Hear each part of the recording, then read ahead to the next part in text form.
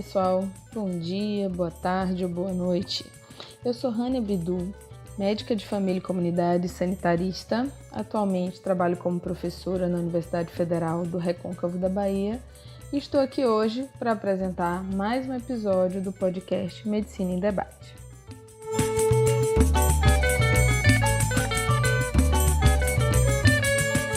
No episódio de hoje faremos um giro de notícias especial, pois estamos no Dia Mundial de Combate à AIDS, 1º de dezembro. Vamos analisar as declarações do futuro ministro da Saúde do governo eleito, feitas para o jornal o Globo. Suas declarações a respeito da política de HIV e AIDS adotada pelo Brasil têm preocupado os especialistas da área. Para esta edição, Rubens Cavalcante, nosso colega que já esteve presente aqui em outros episódios do podcast, conversou com Veriano Terto, que é vice-presidente da ABIA, a Associação Brasileira Interdisciplinar de AIDS. Mas vamos deixar que ele se apresente e explique melhor o trabalho desta associação. No dia 21 do mês passado, o jornal o Globo publicou uma entrevista com o futuro ministro da Saúde, Luiz Henrique Mandetta. Inclusive, temos um podcast aqui anterior falando sobre o perfil desse futuro ministro. Na entrevista, ele falou que tem ressalvas quanto à condução que o Brasil faz de ações contra o HIV. Diz que não acredita na efetividade das campanhas de prevenção e educação continuada em escolas e unidades básicas de saúde. Afirmou ainda que conversas sobre sexualidade, como aquelas envolvendo métodos de proteção contra as doenças sexualmente transmissíveis, devem ser abordados pelas famílias e não pelo governo. Essas declarações preocuparam muito pesquisadores e especialistas da área da saúde, pois elas põem em xeque o futuro da política brasileira de HIV e AIDS, que atualmente é reconhecida internacionalmente como uma das mais acertadas do mundo na área.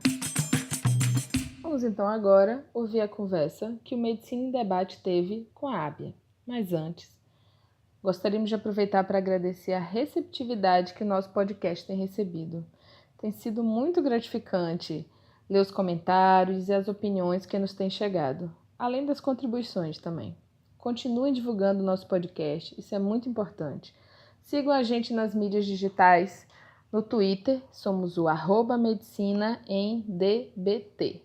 Nosso e-mail é o medicinaemdebate@gmail.com e o nosso site é o medicinaemdebate.com.br. Muito obrigada. Olá, pessoal. Aqui quem fala é Rubens Cavalcante. Eu sou médico de família e comunidade e também sou professor de medicina na Universidade de Pernambuco. Eu estive na ABIA, que é a Associação Brasileira Interdisciplinar de AIDS, para conversar com Veriano Terto Júnior, que é o vice-presidente dessa associação. Conversamos sobre as declarações do futuro ministro da Saúde, o Luiz Henrique Mandetta, que falou para o jornal O Globo sua opinião sobre as políticas de HIV e de AIDS no Brasil. Na conversa tocamos em diversos assuntos, mas primeiro vamos começar ouvindo o Veriano se apresentar e também apresentar o trabalho da ABIA, para logo em seguida ouvi-lo analisar as declarações desse futuro ministro da Saúde. Veriano também analisou o contexto do conservadorismo no país e, em seguida, comentou sobre as estratégias de prevenção de HIV. Enfim, vamos ouvir o que Veriano tem a nos falar. Meu nome é Veriano Terto Júnior, eu sou vice-presidente da ABIA, trabalho com as questões relacionadas ao HIV desde 1989.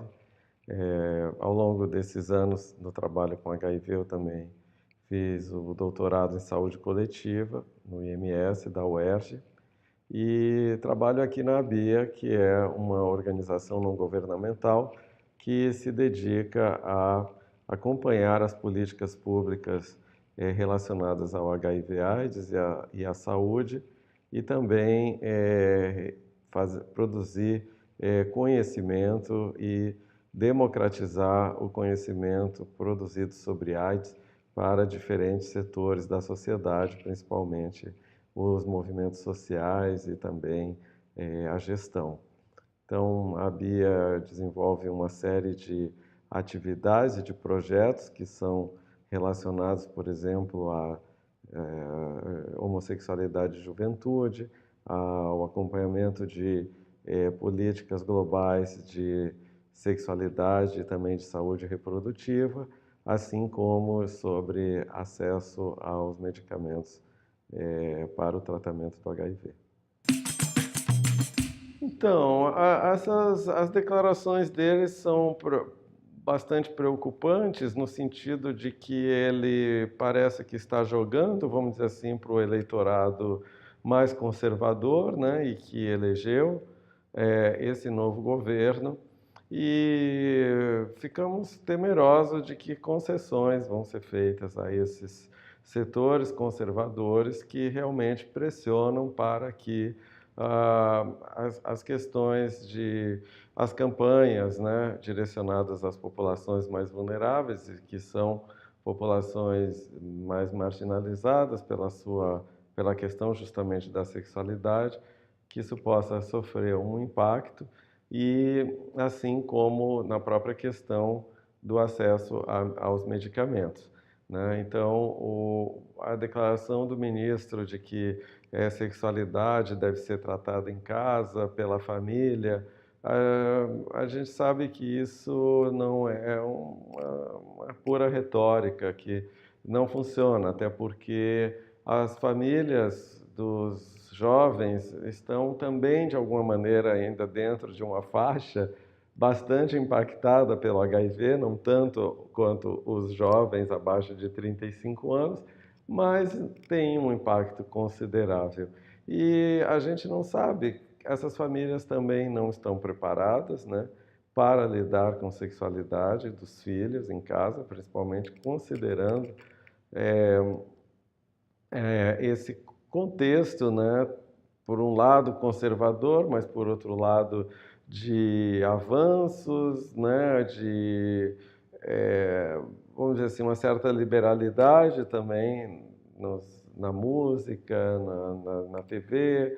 Então, a gente, às vezes, por uma questão de despreparo e mesmo por conta de adesão a valores conservadores, que essas famílias, se forem tratar das questões de sexualidade, acabem resumindo a questão a um conjunto de prescrições sobre o que é proibido, o que não é, o que é pecado, o que não é, o que é passível de punição ou não, quer dizer, ficar nessa trilogia aí do pecado, punição, proibição, e que a gente sabe que não funciona, principalmente para trabalhar com pessoas mais jovens. O ideal seria que, para enfrentar a AIDS, principalmente em população jovem, houvesse um esforço, um conjunto mais integrado, tanto do Ministério da Saúde, como das escolas, como do ativismo, como dos próprios jovens e das suas representações, para primeiro escutar esses jovens sobre que prevenção eles querem dentro das suas diversidades, né? Porque hoje em dia a gente também fala família, jovem, quando a gente tem diferentes tipos de família, diferentes juventudes pelo país, e ouvir essas diferenças todas para conseguir efetivamente criar um discurso de prevenção que não seja só calcado na prescrição sobre o que é proibido, passível de punição, pecado, mas efetivamente que as pessoas conheçam as formas de prevenção, conheçam como as práticas sexuais mais arriscadas e possam se sentir mais empoderadas de tomar suas próprias decisões, né? Eu acho que jovens, em geral, não querem, como qualquer pessoa, não, é muito chato ficar seguindo o que os outros mandam e ordenam, principalmente pai e mãe. Eu acho que é uma idade em que todo mundo está querendo explorar, conhecer, ampliar a sua autonomia de escolha. Então, vamos, né, aproveitar, não ver isso como irresponsabilidade, como loucura, como se coloca muitas vezes em relação ao jovem, mas efetivamente como uma oportunidade de conseguir trabalhar com essas pessoas e reforçar a sua capacidade de escolhas racionais, né, sobre que maneiras elas querem fazer a sua prevenção. Tem tantas formas, tantas combinações, que hoje em dia a prevenção está indo muito além da camisinha. A prevenção conta com outras metodologias e outras abordagens que deveriam trabalhar integradas. É isso que nós chamamos da prevenção combinada, né? Combinar as estratégias biomédicas, como as profilaxias, com o uso de medicamento, camisinha, enfim, com também a adoção, o estímulo à adoção de comportamentos preventivos, ou seja, evitando, conhecendo que práticas são mais ou menos arriscadas, como também as abordagens estruturais, no sentido de redução do estigma, de criar ambientes culturais mais favoráveis a uma prevenção combinada, justamente, a que as pessoas façam suas escolhas. Então, combinar tudo isso é um desafio, mas a gente já tem pelo menos o que combinar, né? Então, por que não aproveitar esse momento para, em vez de ficar condenando o que está funcionando, a gente procurar melhorar, né? Justamente buscando integrar uma série de atores, inclusive a própria educação, a própria escola, para que a gente consiga melhorar as estratégias de prevenção. Isso, existe essa crença, né, de que as pessoas, os jovens principalmente, não dão atenção à AIDS porque eles não passaram pelos anos de chumbo, vamos dizer assim, da epidemia, onde muita gente morria, e agora, como tem medicamento, é possível viver com HIV, as pessoas relaxam. Mas não é verdade. O que acontece é que, pelo menos para mim, o que acontece é que a juventude, a AIDS deixou de ser uma preocupação, a saúde deixou de ser uma preocupação na sociedade brasileira e a juventude também. Quer dizer, então, assim, se a sociedade não se preocupa com saúde, com AIDS, ao contrário, vê nisso um problema e, para tanto, tem que fazer uma emenda complementar como a 95, de cortar recursos, de congelar recursos. Então, assim, se a própria sociedade, o governo, não acredita na saúde, não vê a saúde como algo importante a ser efetivamente enfrentado, então por que o jovem vai se preocupar? Por que a sociedade se preocuparia? As pessoas se preocupariam. Então, assim, eu acho que as campanhas para a juventude basicamente se resumem atualmente ao nível federal, que não é suficiente. O nível federal faz campanhas ao nível 1º de dezembro, Dia dos Namorados, Carnaval, mas não é só isso, né? Onde estão os níveis estaduais e os níveis municipais? Se tu for ver, não tem campanha nenhuma. E seria justamente no nível mais micro, né? No nível mais, por exemplo, estadual e municipal, você teria condições de ampliar a capilaridade da campanha e das iniciativas e atingir os jovens de uma maneira mais continuada e mais profunda, talvez. Mas isso a gente não tem visto. Então, basicamente, o que nós temos são as campanhas do Ministério e que, para a dimensão do problema, né, não vai ser suficiente. Aliás, nenhum problema de nenhuma epidemia, muito menos a AIDS, se resolve com uma medida de um setor, né? Epidemias sempre são crises sociais, econômicas e políticas. Elas são fenômenos sociais também. Portanto, não podem ser vistas apenas para enfrentar, por exemplo, com a questão biomédica, com a abordagem biomédica. Não funciona. Se fosse assim, a gente teria resolvido a sífilis já há muito tempo. Então, a gente tem que criar esse esforço integrado, interdisciplinar, intersetorial, para efetivamente, onde todos devem fazer as suas campanhas, né? Devem criar as suas iniciativas, devem se complementar iniciativas, mas infelizmente a gente, por exemplo, o Ministério da Educação, o que tem feito para a prevenção e a saúde sexual e reprodutiva da juventude brasileira? Pouquíssimo, né? Tanto é que os resultados estão aí. Aí a culpa fica sendo do jovem, que é desatento, irresponsável. alienado, quando a alienação está na própria estrutura mais ampla de governança da sociedade, para não dizer o governo.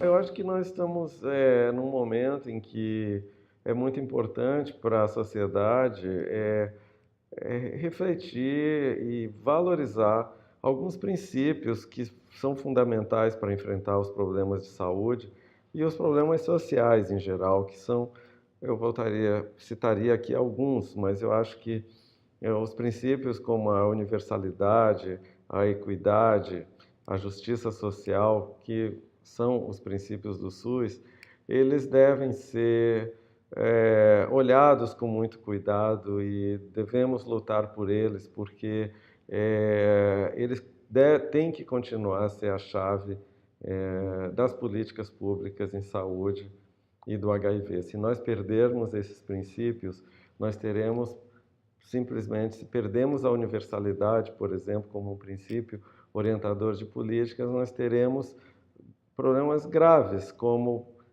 que então alguns setores vão ser merecedores, vão ter acesso a políticas, a benefícios, a direitos, e outros não, terão simplesmente a morte. Então, a gente não quer isso, a gente quer que as políticas de saúde atinjam a todas as pessoas, envolvam a todas as pessoas dentro desse princípio de universalidade, de justiça social, de equidade, de solidariedade. É isso, pessoal. Esperamos que tenham gostado. Considerando a data mundialmente importante, fizemos de tudo para ter esse episódio lançado hoje, no Dia Mundial de Combate à AIDS. Mas aguardem, pois teremos logo em breve mais uma edição sobre esse tema, no formato de debate, com outros colegas, além de mim que estou estreando hoje aqui no podcast. Enquanto isso, pedimos que nos sigam em todas as plataformas. Assinem Medicina em Debate no Spotify, iTunes, SoundCloud e demais agregadores. E principalmente, divulguem para os amigos, colegas de trabalho, familiares. É isso. Um beijo para vocês, direto aqui da Bahia. Com muito axé.